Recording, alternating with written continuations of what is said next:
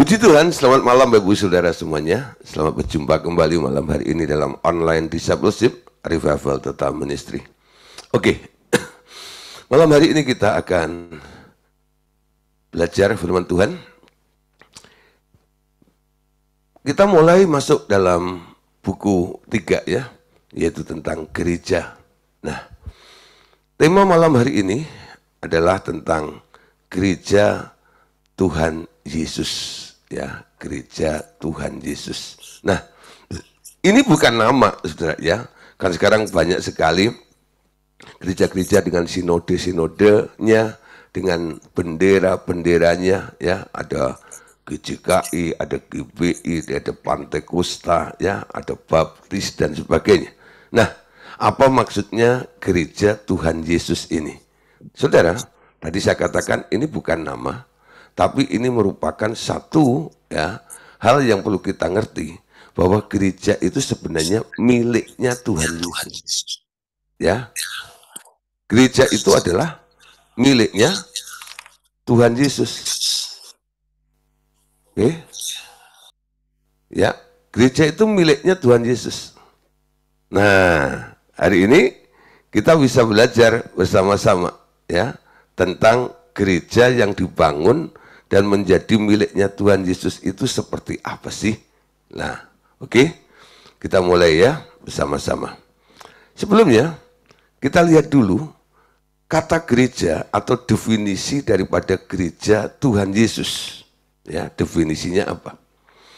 Kata gereja berasal dari kata Yunani atau dari kata Greka ya, bahasa Greek ya, dari kata eklesia. Nah, ek itu artinya keluar, kaleo itu artinya dipanggil. Jadi gereja itu sebenarnya adalah dipanggil untuk keluar, ya. Nah, untuk apa? Untuk berdampak. Kamulah bangsa yang terpilih, imamat yang rajani, bangsa yang kudus, dipanggil keluar dari kegelapan kepada terangnya yang ajaib. Untuk apa? Melakukan perbuatan-perbuatan yang dahsyat, yang luar biasa, yang asalnya dari dia. Nah, kapan gereja itu sebenarnya mulai muncul? Gereja Tuhan, ya gereja Tuhan Yesus, itu dimulai dari saat pencurahan Roh Kudus pada hari Pentakosta di Yerusalem. Ya, jadi sebelum peristiwa pencurahan Roh Kudus, di zaman Tuhan Yesus nggak ada gereja. Yang ada sinagog. Nah, itu tempat ibadahnya orang-orang Yahudi, ya. Nah, jadi gereja Tuhan Yesus itu dimulai ketika terjadi pencurahan Roh Kudus, ketika hari Pentakosta, ya, di mana murid-murid Yesus berkumpul di loteng Yerusalem, 120 orang itu, mereka mengalami lawatan Tuhan, pencurahan Tuhan seperti apa yang dijanjikan Tuhan. Tinggallah di kota ini sampai kamu dipenuhi ya dengan kuasa dari tempat yang maha tinggi, dan kamu akan menerima kuasa kalau Roh Kudus turun ke atas kamu, dan kamu akan menjadi saksiku di Yudea, Yerusalem, Yudea, Samaria sampai ke seluruh ujung bumi. Nah, saudara, dari situlah terjadi saudara pengutusan, lalu ya berbasis di Yerusalem. Mereka mulai mengembangkan pelayanan itu, lalu muncullah pelayanan di berbagai daerah. Ya, nah dulu gereja itu hanya disebut berdasarkan tempatnya. Ya, ada gereja atau jemaat di Philadelphia, jemaat di Smyrna, jemaat menurut kota-kotanya itu. Di mana di setiap kota sudah didirikan atau ada sebuah pelayanan, di situ disebut gereja di daerah itu, ya. Nah, gereja yang dibangun Tuhan Yesus sebenarnya tidak mengacu pada gedungnya atau fisiknya. Gereja Tuhan Yesus adalah perhimpunan sedikitnya 2 atau 3 orang yang mengaku percaya Tuhan Yesus sebagai Tuhan, dan disitulah Tuhan Yesus hadir dengan tanda-tanda kehadirannya di tengah-tengah mereka. Nah, dasarnya di ayat ini, saudara. Matius 18, ayat 19 sampai ayat yang ke-20. Yuk kita baca bersama-sama ayat ini. Dan lagi aku berkata kepadamu, Jika dua orang daripadamu di dunia ini sepakat meminta apapun juga, permintaan mereka itu akan dikabulkan oleh Bapakku yang di surga. Sebab di mana dua atau tiga orang berkumpul ya dalam namaku, di situ aku ada di tengah-tengah mereka. Ya, aku ada di tengah-tengah mereka. Dua tiga orang berkumpul atas namaku. Nah, disinilah saudara, ya, Tuhan hadir di tengah-tengah mereka. Itulah yang disebut gereja. Jadi bicara tentang gereja bukan bicara tentang gedungnya, bukan bicara tentang organisasinya. Kenapa harus ada gedungnya? Nah, saudara, supaya Anda nyaman dalam beribadah, makanya dibuatlah sebuah tempat ya, supaya enak. Dulu ya cukup sederhana, tapi sekarang sudah mewah-mewah ya gereja. Nah, gereja sudah ada AC-nya, Anda dingin di situ, bahkan lightingnya, wah, Anda dimanjakan sekali. Nah, itu hanya fasilitas ya. Tapi saudara, belum tentu gedung yang begitu megah ya, itu bisa disebut gereja, gitu ya. Tapi gereja ini adalah orangnya yang berkumpul. Dua, tiga orang sepakat ya, dalam namaku, Tuhan hadir di tengah-tengah mereka. Kenapa WL-nya atau pemimpin-pemimpin ya, mereka selalu mengajak, mari Bapak Ibu Saudara kita sepakat, kita sehati, kita hadirkan Tuhan di tengah-tengah kita. Biar hadirat Tuhan turun di tengah-tengah kita semuanya. Nah, supaya mereka merasakan lawatan Tuhan seperti apa. Dasarnya di sini, Tuhan hadir. Ketika Tuhan hadir, ada sesuatu yang terjadi, saudara. Ada lawatan Allah, ada mujizat Allah, dan hadirat Allah itu membawa banyak aspek ya yang bisa terjadi dalam kehidupan kita. Nah, saudara, gereja yang dibangun oleh Tuhan Yesus, kalau disebut bukan gedungnya, bukan organisasinya, nah dari sini kita bisa lihat ciri-cirinya apa gerejanya Tuhan Yesus itu. Ciri-ciri dari gereja Tuhan Yesus. Di sini kita akan belajar ada 3 hal yang menjadi ciri gereja Tuhan Yesus itu. Yang pertama, gereja Tuhan Yesus ya, di dalamnya ada kasih antara sesama anggota tubuh Kristus yang nampak keluar sebagai kesaksian terhadap orang luar, ya. Jadi orang Kristen itu identik dengan kasih, betul? Jadi orang Kristen itu kadang-kadang dituntut oleh orang-orang dunia, orang-orang sekitar kita. Mana kasihmu? Ya, mana kasihmu? Kenapa? Memang saudara, gereja Tuhan itu dibangun atas dasar kasih, itu ya. Harus terjadi kasih itu harus bermanifestasi, harus terjadi di dalam gereja itu.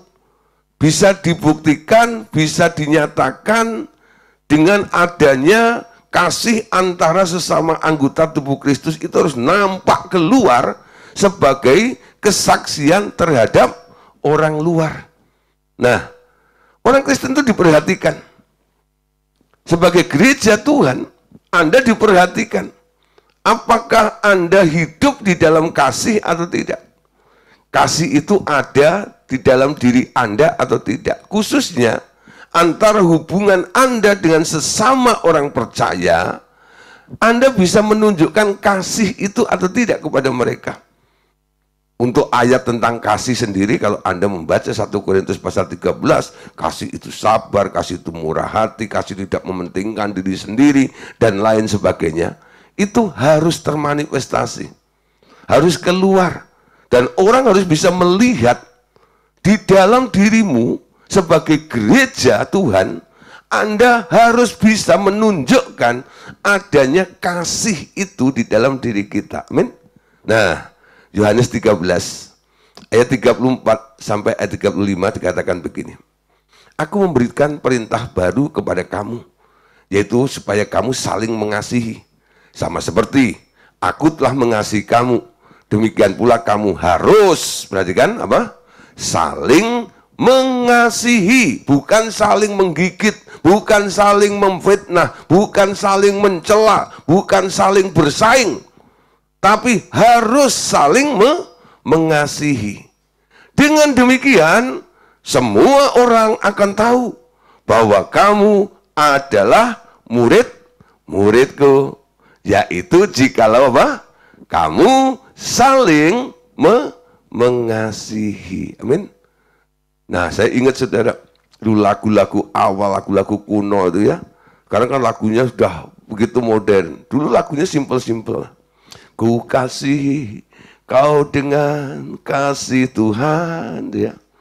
Ku kasih kau dengan kasih Tuhan. Ku lihat di wajahmu kemuliaan Tuhan. Ku kasih kau dengan kasih Tuhan. Dalam Yesus kita bersaudara. Padahal anaknya siapa?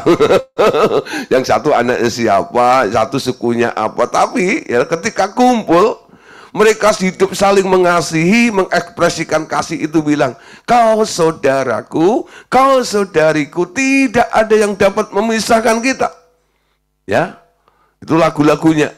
Ya. Dan itu masih jadi pakem lagu Tiberias. Yang gereja Tiberias pasti masih ingat lagu itu. Terus dinyanyikan ya. Nah, lagu tentang kasihku kasih kau dengan kasih Tuhan. Tujuannya apa? Pencipta lagu itu menghimbau, mengingatkan bahwa ada perintah yang diberikan oleh Allah kepada gerejanya supaya gerejanya itu bisa menunjukkan, mengekspresikan. Gereja itu di dalamnya ada unsur kasih yang merupakan ciri daripada salah satu 3 ciri daripada gereja Tuhan. Ada kasih yang terekspresi ya antara sesama anggota tubuh Kristus yang nampak keluar sebagai kesaksian terhadap orang-orang luar. Nah, saudara, kalau ada gereja antara sesama orang percaya tidak hidup dalam kasih, berantem, ya, saling menggigit, saling mencela, saling memfitnah, orang melihat orang Kristen kok kayak begitu ya. Mereka kayaknya nggak bisa terima. Orang Kristen tuh nggak bisa begitu. Orang Kristen sebagai gereja Tuhan itu harus bisa memancarkan, memanifestasikan kasih itu. Amin. Harusnya seperti itu. Ya. Dan ini merupakan perintah. Tadi dikatakan Yohanes 13 ayat 34, aku memberikan perintah baru kepada kamu, yaitu supaya kamu saling mengasihi seperti aku telah mengasihi kamu, demikian pula kamu harus saling mengasihi. Bahkan kalau Anda melihat dalam Yohanes pasal 13 ini, level tingkatan cara mengasihinya itu ditingkatkan standarnya oleh Tuhan. Dari 10 hukum Allah itu kan dibagi 2 ya. 1 sampai 4 itu hubungan antara Allah dengan manusia atau manusia dengan Allah. Lalu hukum 4, 5 sampai 10 itu adalah hubungan antara sesama, betul? Nah, lalu disimpulkan. Jadi 2 bagian itu. Kasihilah Tuhan Allahmu dengan segenap hatimu, ya, dengan segenap kekuatanmu, dengan segenap akal budimu, betul? Dan kasihilah sesamamu manusia seperti dirimu sendiri. Kalau kamu nggak mau dicubit, jangan cubit orang lain. Kalau kamu nggak mau diomongin orang lain, kamu jangan ngomongin orang lain juga. Kalau kamu nggak mau dibenci oleh orang lain, jangan membenci orang lain juga. Itu inti daripada hukum Taurat. Yang kedua dikatakan, kasihilah sesamamu manusia seperti dirimu sendiri. Jadi apa yang tidak ingin terjadi dalam kehidupan Anda, jangan Anda lakukan terhadap orang di sekitar Anda. Betul? Nah, dalam Yohanes pasal 13, sama Tuhan dirombak sedikit. Ditingkatkan. Dikatakan, aku memberikan perintah baru. Perintah lamanya apa? Mengasihi seperti dirinya sendiri. Itu perintah lamanya. Perintah barunya katakan, supaya kamu saling mengasihi sama seperti aku telah mengasihi kamu, demikian pula kamu harus saling mengasihi. Perubahannya di mana? Cara kita mengasihi sesama kita. Seperti Kristus telah mengasihi kita. Standarnya bukan dirimu. Ukurannya bukan dirimu. Ukurannya adalah Kristus, betul? Kapan Kristus mengasihi Anda? Kapan Yesus mengasihi Anda? Bukan ketika Anda telah menjadi orang baik-baik yang menyenangkan Dia dan sebagainya. Enggak. Ya. Kalau kasih ya, yang standarnya adalah diri Anda sendiri. Kalau kamu baik sama saya, aku bisa baik sama kamu, betul? Tapi kasihnya Yesus tidak. Kasihnya Yesus bilang apa? Ketika kamu masih berdosa, aku telah mengasihi kamu, betul? Jadi kasihnya Yesus itu bukan kasih jikalau, bukan kasih karena, tapi kasihnya Yesus itu adalah kasih walaupun. Walaupun kamu masih jahat, walaupun kamu masih berdosa, aku mengasihimu. Tangkap saudara. Ya. Nah, sekarang Anda harus bisa mengikuti apa yang diperintahkan Tuhan sebagai perintah baru ini. Mengasihi seperti Yesus mengasihi kita. Amin. Nah, jadi ukurannya apa? Ukurannya Yesus. Bukan ukurannya Anda. Karena Anda adalah gereja yang dibangun oleh Tuhan Yesus, supaya apa? Melalui hidup Anda, orang itu bisa mengenal karakteristik Allah itu seperti apa. Karakteristik Yesus yang mendirikan gereja itu seperti apa. Bisa termanifestasi melalui gerejanya yang dibangun di muka bumi, yaitu Anda dan saya. Sebagai dua orang bersepakat berkumpul atas namaku. Itulah gereja Tuhan yang mampu mengekspresikan kasih, mengeluarkan kasih, menghasilkan kasih seperti Kristus telah mengasihi kita. Amin. Nah, ciri yang kedua, saudara. Ciri gereja yang dibangun oleh Tuhan Yesus. Memiliki otoritas dan kuasa yang mengatasi alam maut. Ya. Memiliki otoritas dan kuasa yang mengatasi kuasa alam maut. Nah, oleh karena itu, ketika Tuhan mendirikan gereja itu, khususnya ketika dia mulai bernubuat kepada Petrus itu ya. Dulu Petrus itu namanya kan Simon. Ya. Lalu diubah menjadi Petros. Ya, coba baca di dalam Matius pasal 16. Ayat 17 sampai ayat yang ke-19. Kata Yesus kepadanya, berbahagialah engkau Simon bin Yunus, sebab bukan manusia yang menyatakan itu kepadamu, melainkan Bapakku yang di surga. Dan aku pun berkata kepadamu, engkau adalah Petrus, dan di atas batu karang ini, aku akan mendirikan jemaatku, dan alam maut tidak akan menguasainya. 19. Kepadamu akan kuberikan kunci kerajaan surga. Apa yang kau ikat di dunia, ini akan terikat di surga. Dan apa yang kau lepaskan di dunia ini, akan terlepas di surga. Nah, saudara, jadi ketika Tuhan Yesus mengubah namanya Simon menjadi Petrus, itu bukan supaya kelihatan keren gitu ya. Nah, ada sekarang itu banyak ya hamba-hamba Tuhan ya. Padahal dulu namanya mungkin Jono gitu ya. Wah, sekarang ketika jadi hamba Tuhan populer namanya sudah berubah, jadi Stefanus. Oh, Jono itu rasanya kok nama kampungan. Kok Stefanus itu kan keren, ada dalam Alkitab gitu ya. Wah, populernya dengan itu, saudara. Ya. Nah, kalau saya namanya Gideon, ini memang sudah bawaan dari lahir. Nah, itu yang nama diberikan dari lahir oleh orang tua saya. Ya, Gideon Arifin tuh, ya. Nah, saudara, Petrus itu nama yang diberikan oleh Yesus untuk mengganti namanya yang lama. Nama yang lama adalah Simon. Anda tahu artinya Simon? Simon itu artinya buluh. Buluh yang terkulai, buluh yang gampang, ya, labil, seperti itu loh. Lalu Tuhan bilang, namamu sekarang bukan lagi Simon, tapi sekarang namamu adalah Petros, ya, Petrus. Apa itu Petros? Ya, kalau Petra itu adalah gunung, gitu ya. Nah, kalau Petros itu adalah batu yang berasal dari Petra itu loh. Walaupun kecil saudara, tapi unsurnya kan sama, betul? Sama seperti gunungnya itu. Nah, Yesus adalah gunung batu keselamatan kita. Petranya adalah Yesus. Petros, ya, Petros itulah orang-orang yang dipilih, yang ditunjuk untuk menjadi gereja Tuhan di muka bumi ini. Di atas, ya, Petros ini, ya, di atas batu karang ini, aku akan membangun jemaatku. Amin. Membangun jemaatku. Nah, saudara, terus Tuhan bilang begini, ya.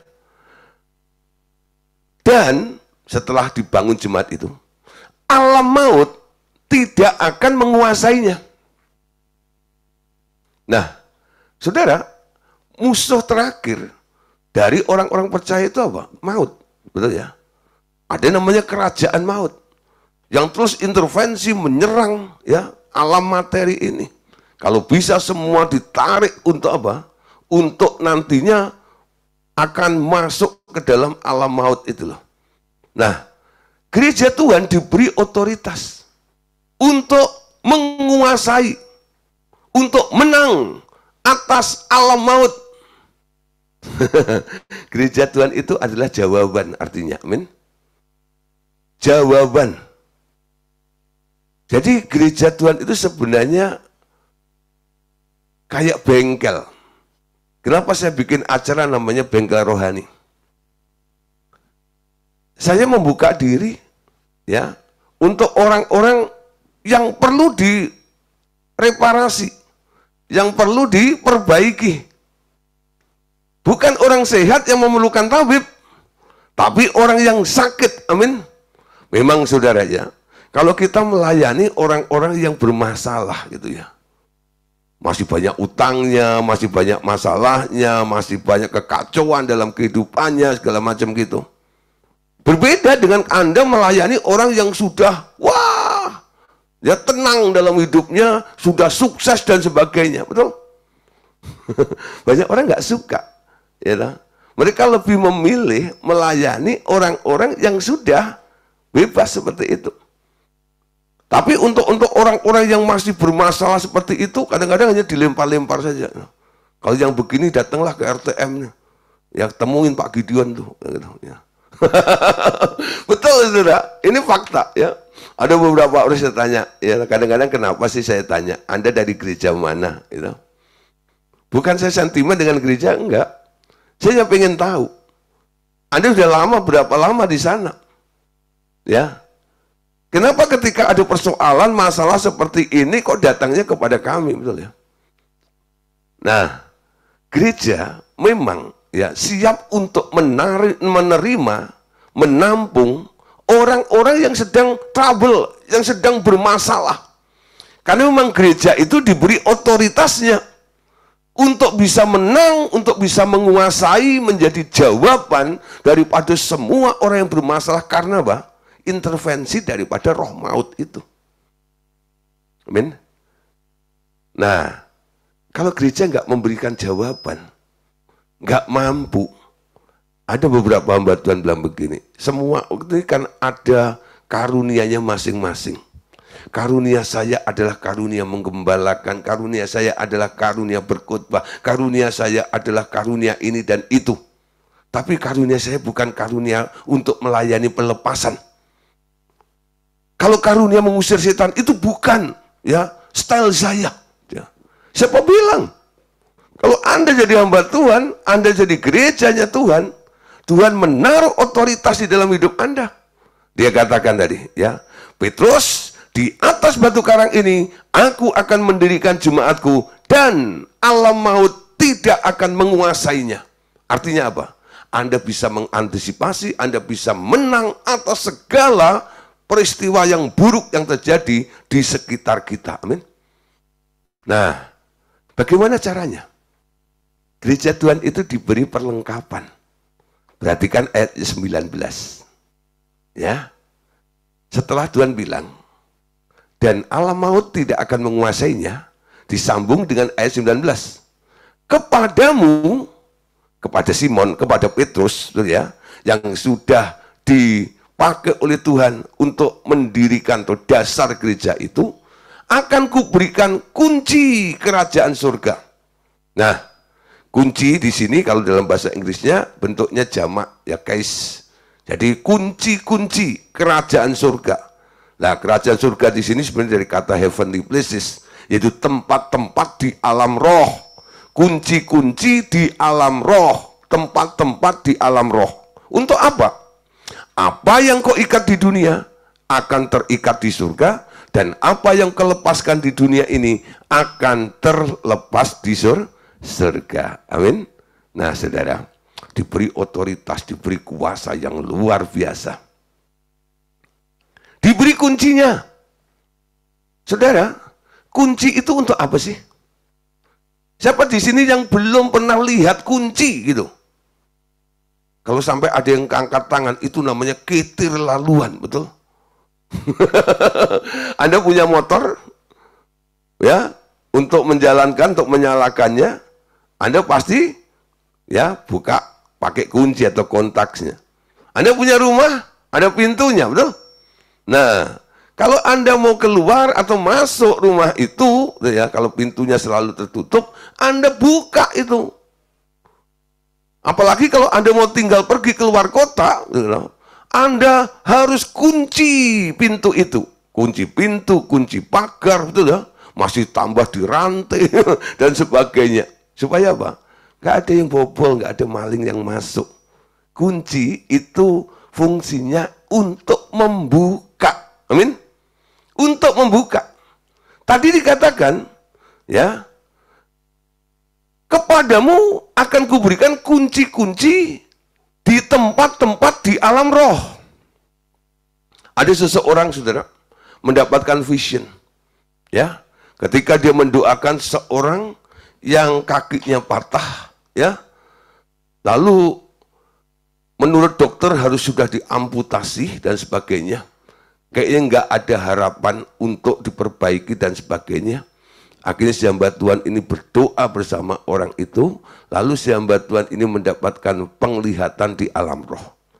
Ternyata saudara, di alam roh itu ada banyak kamar-kamar, ya. Nah, ketika dibuka oleh malaikat, ditunjukkan kepada hamba Tuhan itu, di situ banyak spare part organ-organ tubuh manusia. Ada jantung, ada tangan, ada kaki. Lalu dia berkata, aku lihat ada tangan, ada kaki, ya, di alam roh, ya. Oke, kita minta untuk kirimkan kaki yang baru kepadamu, ya, supaya mujizat itu terjadi dan kakimu akan normal kembali. Ya, itu visionnya. Saudara, itu betul. Di alam roh itu banyak tempat-tempat yang kadang-kadang, ya, seperti halnya di dunia ini, semua tempat itu, ya, untuk amannya pasti dikunci. Nggak semua orang bisa ngambil dengan seenaknya. Hanya mereka yang diberi kuncinya, mereka yang bisa mengambilnya. Amin. Nah, kalau hari ini Bapak Saudara, kalau Tuhan, ya, berkata kepada Anda, mungkin berkata kepada Pak Joel, ya. Saya senang kasih contoh Pak Joel, ya. Supaya apa? Pak Joel semakin rohani. Saya pakai menjadi contoh, ya. Nah, Pak Joel, hari ini, ya, aku beri kepadamu kunci berkat. Nah, apa yang sekarang ditangkap oleh Pak Joel? Kalau Roh Kudus Allah Bapa Tuhan Yesus memberitahu kepada Pak Joel bahwa Tuhan memberikan kunci berkat kepada Pak Joel, dia bisa membuka daerah berkat, betul? dia bisa mengambil berkat kapan aja. Nah, ada orang-orang saudara, kalau doain ya tentang berkat blessing gitu tuh, wah orang-orang itu gampang sekali dapat terobosan di daerah itu. Kenapa? Hamba Tuhan itu punya ya spirit blessing istilahnya. Roh blessing di dalam dirinya ini. Sehingga ketika tumpang tangan kepada orang itu yang awalnya orang datang pakai motor gitu ya, dia langsung ditumpangi tangan oleh hamba Tuhan ini, copot potol, lenyap helmmu. Itu betul, saudara. Ada hamba Tuhan doa begitu, lepas, copot helmmu itu. Berapa bulan kemudian orang itu datang ya ke hamba Tuhan itu. Dia mengucap syukur, Pak, puji Tuhan. Ketika Bapak bilang lepas helm itu ya. Setelah itu Bapak, Tuhan berkati saya. Akhirnya saya sekarang kemana-mana nggak naik motor. Sekarang saya nggak pakai helm. Sekarang saya pakai mobil. Ya, pakai mobil. Nah, itu bahasa yang dipakai oleh si hamba Tuhan itu ya. Copot helmmu itu, lepas helm itu, lenyap, ganti apa? Ganti mobil. Nah, hamba Tuhan itu bisa. Kalau mungkin Anda diberi kunci kesembuhan, kunci mujizat, Anda bisa melakukan banyak kesembuhan, Anda bisa melakukan banyak mujizat, dan itulah fungsi gereja Tuhan. Diberi kunci-kunci, betul?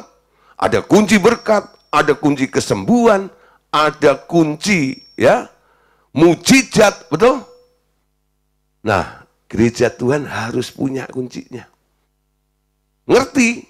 Nah, gereja Tuhan itu mau dijadikan office-nya Allah di muka bumi ini.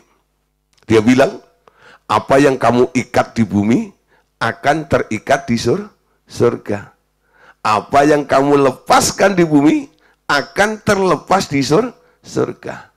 Nah, gereja Tuhan harusnya cara kerjanya berbeda dengan orang-orang dunia. Kalau orang dunia pakai perasaan. Gereja Tuhan bekerjanya di alam roh. Harus punya satu dasar dulu. Dasarnya apa? Saya pernah bikin satu tema khotbah tentang bekerja di alam roh. Dasarnya apa? Pertama saya kasih tahu bahwa alam roh itu lebih real daripada alam materi. Semua apa yang ada di alam materi ini hanya gambar dan bayangan dari apa yang ada di alam roh. Nah, manusia itu termasuk fisik kita ini adalah gambar dari manusia roh kita yang di sana ini. Kita tahu ada tubuh jasmani, ada tubuh rohani, betul? Jadi kalau ada mata jasmani, ada mata rohani juga. Saya nggak bilang mata roh, bukan. Jadi makhluk roh Anda itu punya mata seperti fisik Anda punya mata. Amin. Nah, ketika kita melayani orang sakit nih, cara kerjanya bagaimana? Ikutin polanya Tuhan. Apa yang kau ikat di bumi akan terikat di surga. Dan apa yang kau lepaskan di bumi akan terlepas di surga. Kerjanya dari mana? Dari bumi. Bukan nanti ketika Anda di surga. Tapi Anda tahu, yang dioprek itu bukan yang di bumi, betul? Apa yang kau ikat di bumi akan terikat di surga. Apa yang kau lepaskan di bumi akan terlepas di surga. Nah, jadi dari bumi ini Anda bisa mengubah apa saja yang sedang terjadi di alam roh. Amin. Gereja Tuhan itu diberi otoritas seperti ini. Kunci-kuncinya. Anda diberi ya wibawa sehingga alam maut tidak akan menguasaimu. Dan yang kedua, sekarang Anda diberi kuncinya untuk mengubah segala sesuatu dari bumi ini ya, Anda bisa ubah semuanya kerjanya bukan di alam materi, tapi di alam rohnya. Amin. Jadi kalau Anda mendoakan orang, kalau Anda doain orang itu, ya Anda lihat tubuhnya yang sudah parah gitu, rasanya gimana ya bisa mengubah keadaan tubuh orang ini. Kalau Anda merasa nggak mungkin, ya, aduh ini kayaknya nggak bisa. Ya, memang kondisi fisiknya kayaknya sulit untuk diubah. Tapi kalau Anda bisa melihat dimensi rohnya, Anda bisa melihat manusia roh di dalam orang itu. Nah, ubah rohnya, manusia rohnya, tubuh rohnya. Amin. Kalau yang bermasalah itu tangannya bengkok gitu ya. Anda luruskan, jangan Anda luruskan yang di materi itu. Yang materi itu sudah menjadi daging, betul ya? Daging itu bandelnya luar biasa. Anda ngomongin, ayo lurus, ayo lurus, ayo lurus, ayo lurus, ayo pulih. Nggak pulih-pulih, nggak lurus-lurus. Tapi tubuh rohnya, tangannya yang bengkok di alam roh itu. Karena yang terjadi di alam materi ketika dia jatuh, tangannya bengkok, tubuh rohnya ikut, saudara. Terdeteksi seperti itu. Nah, ketika Anda bisa mendeteksi ada tubuh roh yang persis sama seperti tubuh fisiknya ini, Anda bisa ngomong. Roh itu penurut, amin. Daging itu lemah, daging itu bandelnya luar biasa. Roh itu akan nurut. Anda cukup ngomong, di alam roh itu terjadi. Kenapa? Semua yang ada di alam roh itu adalah roh. Roh itu kalau diperintah lebih gampang daripada apa yang sudah menjadi materi atau daging itu. Jadilah lurus tangan itu. Kalau Anda cukup punya iman, tangan itu bisa lurus. Nah, ketika Anda melihat di alam roh, tangan orang itu sudah lurus, Anda tinggal meneguhkan. Iman itu kan melihat apa yang tidak kelihatan tuh. Yang tidak kelihatan itu apa? Bukan berarti nggak ada. Yang nggak kelihatan itu nggak bisa Anda deteksi dengan mata jasmani Anda. Tapi sebenarnya ada yang bisa Anda lihat dengan mata rohmu, betul? Mata rohmu melihat bahwa tubuh rohnya sudah sembuh. Tangan di alam rohnya sudah lurus. Lalu Anda memberitahu kepada orang itu, sudah, tanganmu sudah disembuhkan. Ya, tanganmu sudah disembuhkan. Anda tinggal memantapkan saja. Anda tinggal meneguhkan saja iman orang itu supaya sepakat dengan Anda. Ketika orang itu percaya dan mulai mengakuinya, mengambil dengan iman, apa yang terjadi? Tubuh fisiknya akan berubah sesuai dengan apa yang sudah terjadi, yang dialami oleh tubuh rohnya itu. Itu gereja Tuhan, saudara. Pak, itu kayak dukun. Bekerja di alam roh. Dukun itu bekerja di alam roh. Makanya disebut ya paranormal, ya, supranatural. Nah, gereja Tuhan nggak ngerti tentang mekanisme alam roh. Mereka nggak memahami bahwa apa yang kau ikat di dunia akan terikat di surga, dan apa yang kau lepaskan di dunia akan terlepas di surga juga. Bekerja di alam roh. Wow, kalau gereja-gereja Tuhan, saudara, ngerti tentang prinsip ini, dan semua mereka mulai bekerja ya di alam roh seperti ini. Wah, saya yakin dukun gulung tikar. Ya. Nah, kenapa ada orang Kristen kadang-kadang akhirnya mencari ya paranormal, empek atau dukun dan sebagainya? Karena gereja tidak pernah menjadi jawaban bagi mereka. Ya, gereja nggak pernah bisa menjadi jawaban bagi mereka. Akhirnya dia cari jawaban di luar Tuhan. Dukun lebih bekerja di alam roh. Pendeta nggak bekerja di alam roh. Kalah sama dukun. Harusnya pendeta harus lebih dari dukun, betul? Dukun itu karena diajar oleh si iblis. Diajar apa? Diajar untuk bekerja di alam roh. Pendeta nggak diajar, ya. Diajarnya apa? Wah, psikologi, lah gini dan sebagainya. Teorinya banyak. Tapi sebenarnya prinsip dasar ini kalau dipahami, gereja harusnya bergerak seperti ini. Menang dari alam maut, tidak dikuasai oleh alam maut, mulai bergerak, bekerja di alam roh. Apa yang kau ikat di bumi akan terikat di surga. Amin. Nah, coba nanti Anda boleh praktek. Kalau nggak ngerti, ya gagal dalam praktek, nanti Anda bisa telepon saya. Pak, saya sudah praktek, tapi kok belum ngalami ini dan itu. Kenapa? Nah, mungkin nanti Roh Kudus akan berikan hikmat, sehingga saya bisa memberikan arahan, tuntunan, pimpinan kepada Bapak Ibu Saudara. Ya, nah jadi tadi ada 3 ciri gereja ya.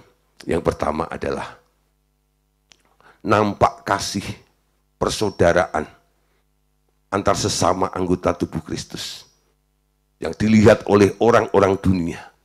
Yang kedua adalah otoritas dan kuasa yang mengatasi kuasa alam maut dan mampu menggunakan kunci itu. Segala sesuatu sekarang kuncinya ada pada Anda, betul? Bukan pada Tuhan lagi. Anda diberi otoritas sebagai gereja Tuhan. Ya, bukan tergantung Tuhan lagi. Tergantung siapa? Tergantung Anda, betul? Nangkep sudah maksud saya? Kuncinya dipegang oleh Anda, bukan? Itu kunci miliknya Tuhan. Kuasa itu miliknya Tuhan. Dipercayakan kepada Anda. Amin. Siapa yang bisa membuka? Bukan Tuhan lagi. Anda pun bisa membuka pintu itu. Karena apa? Kuncinya sekarang ada di dalam tanganmu. Amin. Ada di dalam tanganmu.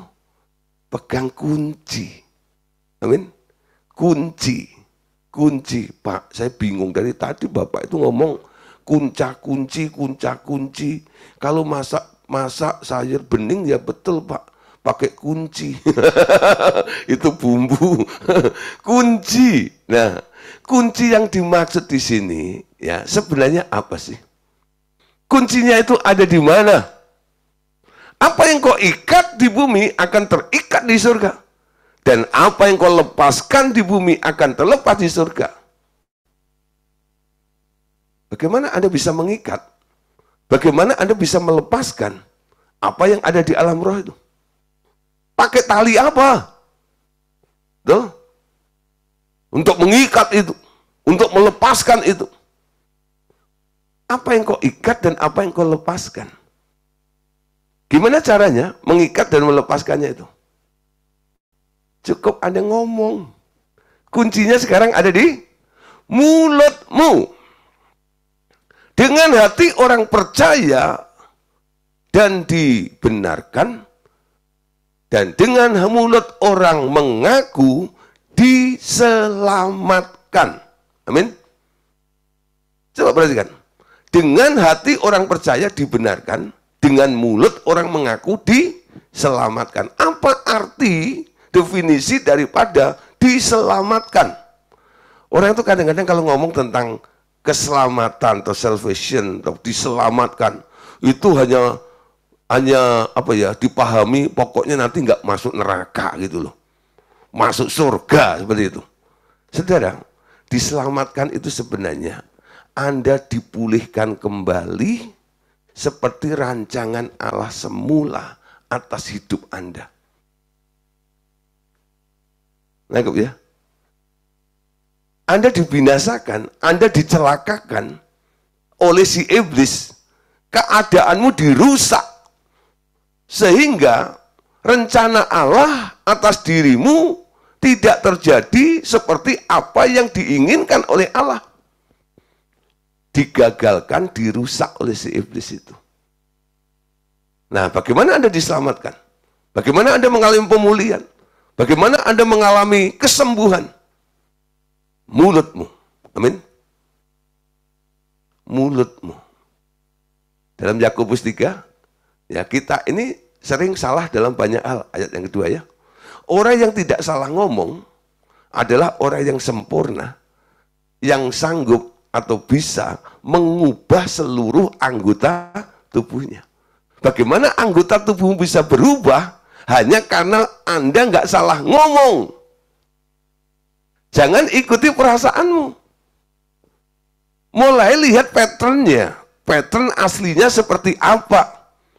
Ketika Allah menciptakan ya segala sesuatu, Tuhan bilang apa? Akhiri dengan kata apa? Baik, betul? Ketika Allah menciptakan manusia, dia akhiri dengan kata sungguh sangat baik, betul? Anda lebih daripada ciptaan yang lainnya. Anda sungguh sangat baik. Kalau keadaanmu hari-hari ini tidak sedang sungguh sangat baik, artinya Anda sedang keluar dari patternnya. Anda butuh diselamatkan. Kuncinya sekarang ada di dalam mulut Anda. Jangan salah ngomong. Jangan lihat keadaanmu. Lihat rencana Allah. Keluargaku adalah keluarga yang harmonis. Tubuhku adalah tubuh yang sehat. Yesus datang untuk memberikan hidup dan hidup dalam segala kelimpahan. Itu janjinya yang harus saya genapi dalam kehidupan saya. Saya bukan orang miskin. Betul? Ubah. Jangan salah ngomong. Tiap hari datang, oh, aku ini kekurangan, aku ini kurang itu. Ya, hidupmu jadi seperti apa yang Anda ucapkan. Ku hidup dalam segala kelimpahan, men.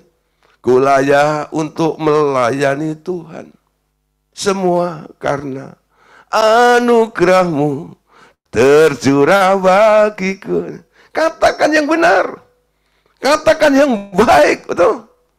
Sesuai dengan apa yang dirancang oleh Allah atas hidup Anda. Amin. Nah, kalau Anda mau mengalami hari-hari baik, Anda harus bisa mengekang, menjaga mulut Anda. Betul? Itu ayat-ayat firman Tuhan berkata seperti itu sih. Saya nggak bahas malam hari ini. Tapi paling tidak, malam hari ini kita menangkap ciri gereja Tuhan yang kedua apa?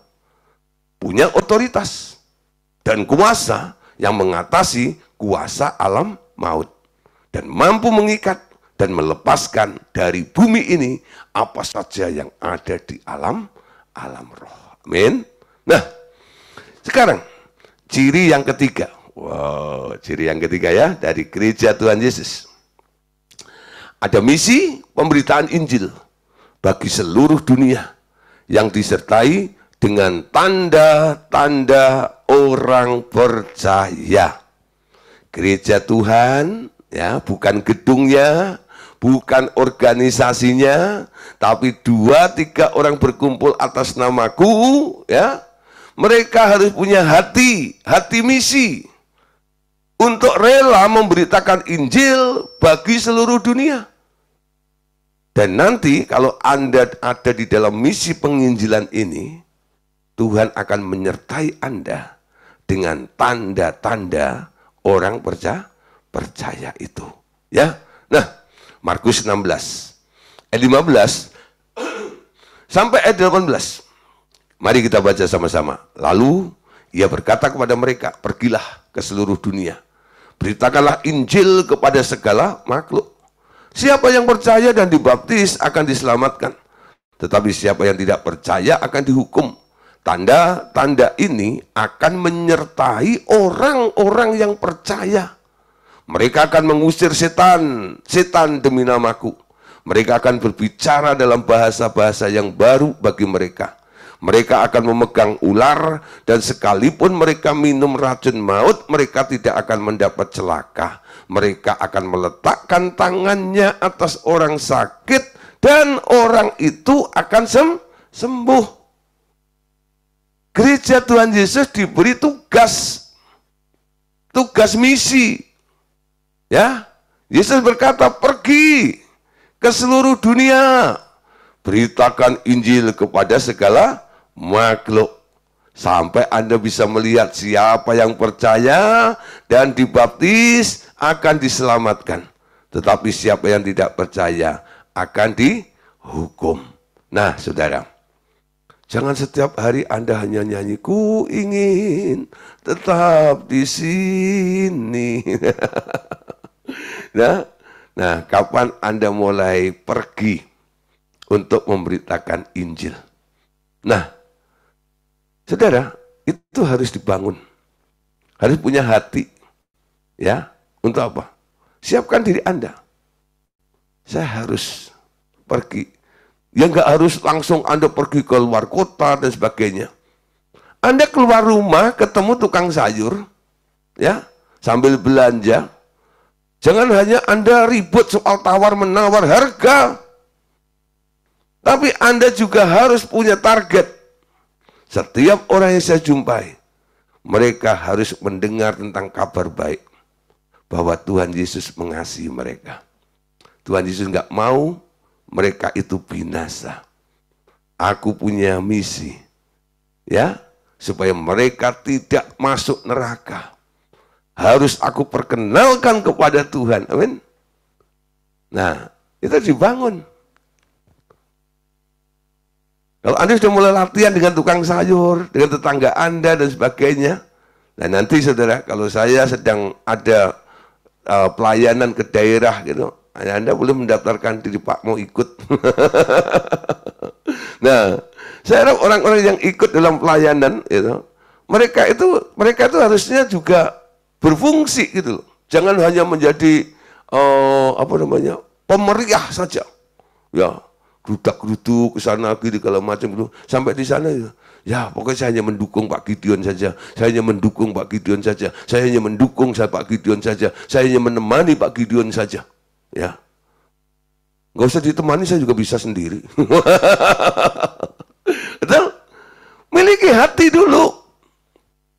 Nah, ketika Anda sudah memulai ya, setia dalam perkara yang kecil, orang-orang di sekitar Anda, Tuhan nanti juga akan memberikan pelayanan yang lebih besar lagi.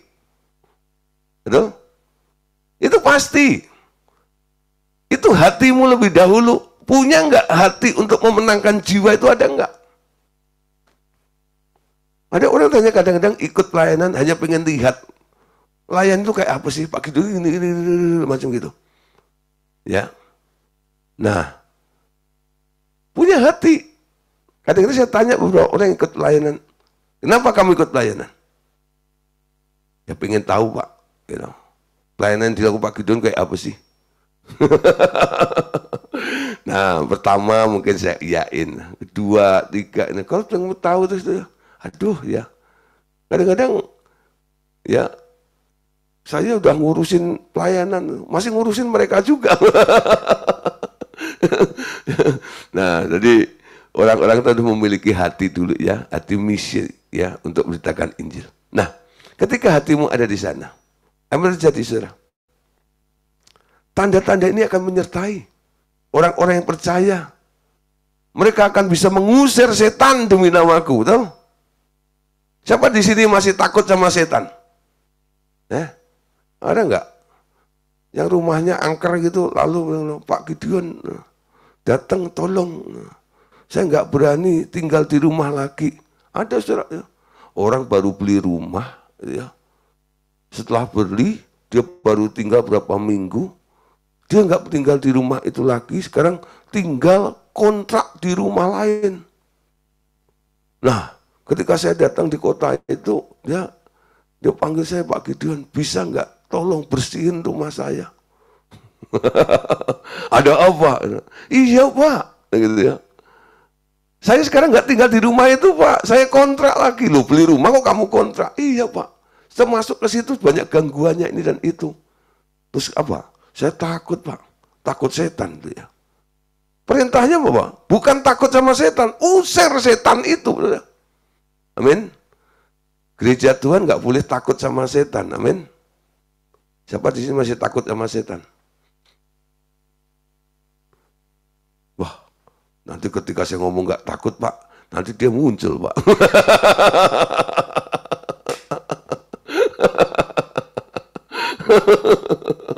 Ya. Jangan takut. Justru sudah ketika Anda ngomong aku tidak takut, dia muncul. Itu benar. Amin. Loh, benar nggak? Benar nggak maksud saya? Ketika Anda ngomong aku tidak takut sama setan, lalu setannya muncul, itu benar nggak? Benar. Untuk membuktikan bahwa Anda tidak takut. Amin. Amin, bapak-bapak. Siapa di sini takut istri? Kok takut istri? Takut setan. Nggak ada, betul? Nah, ada lagu Jawa itu, setan ora doyan, demit orang dulit. Nah, apa kuwi? Bahasa roh itu. Itu lagunya asik tuh, pakai dangdut itu. Setan ora doyan, demit orang dulit, lelara padha lunga, amarga pracaya. Wow. Rezekine teko saben dina bejo. Tumrape sing pracaya Gusti Yesus. Itu kalau saya pelayanan ke Solo, atau kalau macam itu ya, kalau pemuritan di Solo itu, WL-nya nyanyinya begitu-gitu loh. Setan ora doyan, demit orang dulit.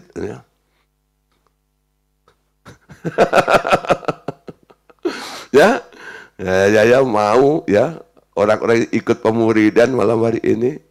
Saya berharap nggak ada lagi yang WA saya atau telepon saya, Pak, tolong Pak, doain rumah saya. Saya takut. Takut apa? Takut setan.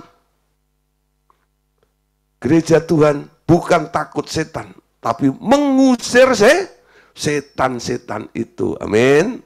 Nah, cara mengusirnya saudara, jangan arogan.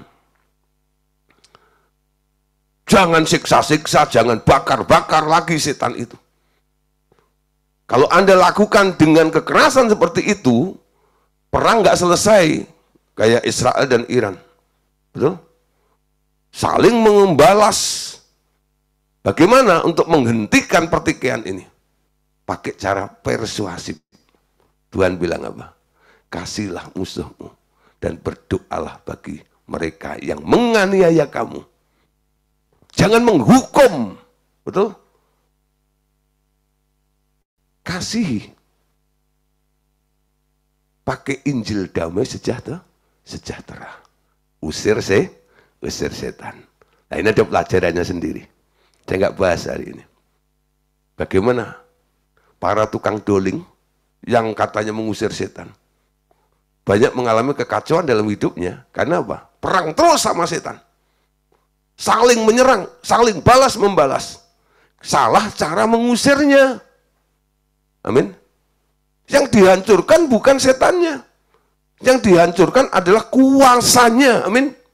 Setannya ditundukkan, ditaklukkan, supaya setiap nama mengaku Yesus sebagai Tuhan, dan setiap lutut boleh bertelut di bawah kaki itu Tuhan itu. Amin. Nah, yang kedua saudara, apa yang dilakukan oleh gereja Tuhan?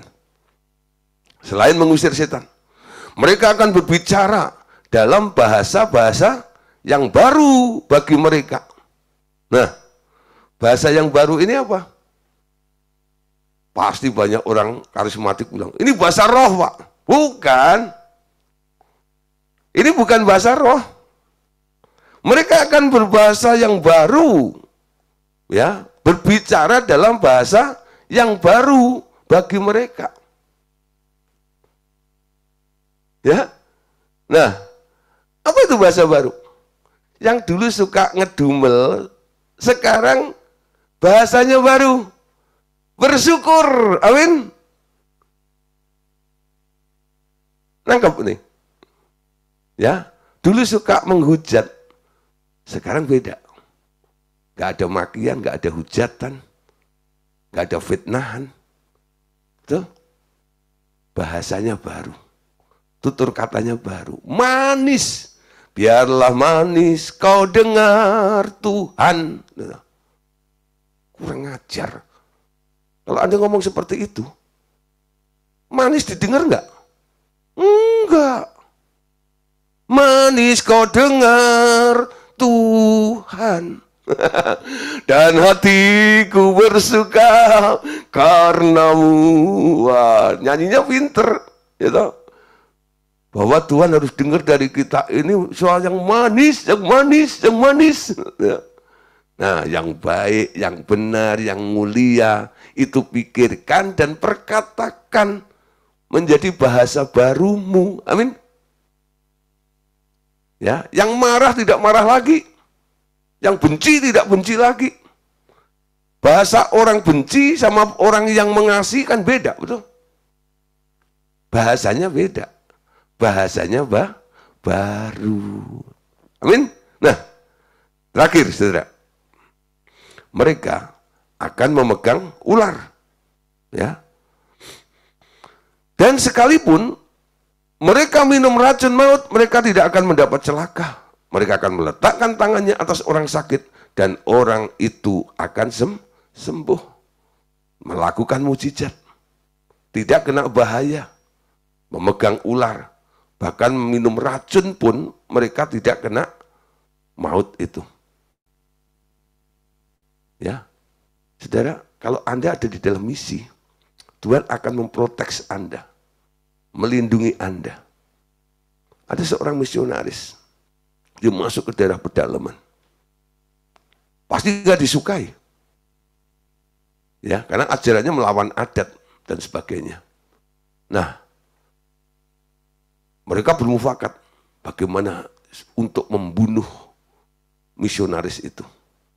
Mereka diundang, kelihatannya baik-baik, tapi ada ya niat jahat di baliknya itu.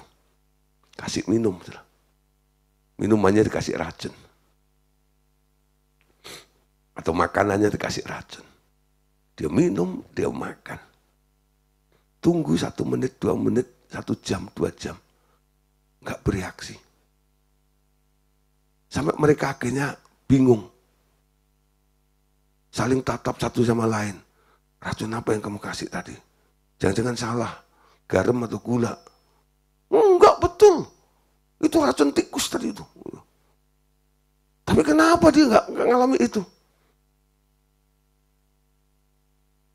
Saya buat Tuhan, misionaris setiap berdoa, setiap mau makan, dia selalu mengucap syukur berdoa. Tuh. Tahirkan, kuduskan makanan ini. Menjadi makanan yang sehat dan enak. Layak untuk disantap. Tuhan yang ubah semuanya. Sehingga racun pun tidak berpengaruh. Amin. Dengan berbagai macam cara, kadang-kadang Tuhan itu melindungi orang-orang yang terjun dalam misi. Ada seorang, ketika dia dipanggil masuk dalam misi, karena gereja Tuhan itu harus terjun ya sebagai misi. Ketika dia mendaftarkan, ya keinginan untuk terjun dalam pelayanan itu, ketika dia mempersiapkan diri mau belanja, ya mobilnya tabrakan, ya akhirnya matanya satu itu kena pecahan kaca, ya. Dan dioperasi, tidak bisa dibenerin lagi, akhirnya matanya akhirnya harus diangkat. Pakai mata palsu, satu. Dia pergi itu, terus lanjutkan misinya kalau udah daftar. Sambil bertanya-tanya, saya melayani Tuhan, mau melayani Tuhan, kok apes kayak gini gimana?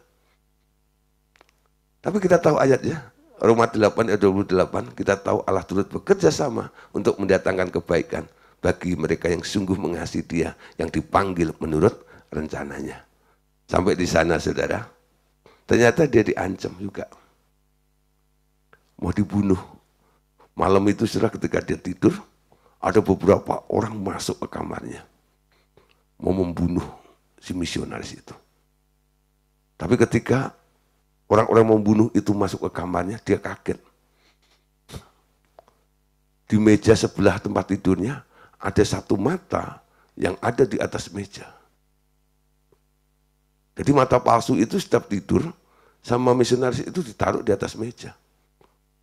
Ketika orang-orang itu melihat mata itu, dia kaget. Ini bukan orang sembarangan. Ada mata dewa yang menjaganya. Akhirnya mereka nggak jadi membunuh. Ya, besoknya sudah pagi-pagi itu orang sama tua-tua ya tua-tua adat di situ tuh pada datang, minta maaf, minta maaf. Loh, minta maaf apa? Tadi malam saya pengen membunuh Bapak. Tapi saya tahu Bapak itu bukan orang sembarangan. Ya, kenapa? Mata dewa menjaga Bapak. Ketika Bapak tidur, di meja sebelah Bapak ada mata yang menjaga Bapak. Ya, nah misionaris itu nggak bilang begini. Itu bukan mata dewa, itu mata palsu, nggak ngomong gitu ya.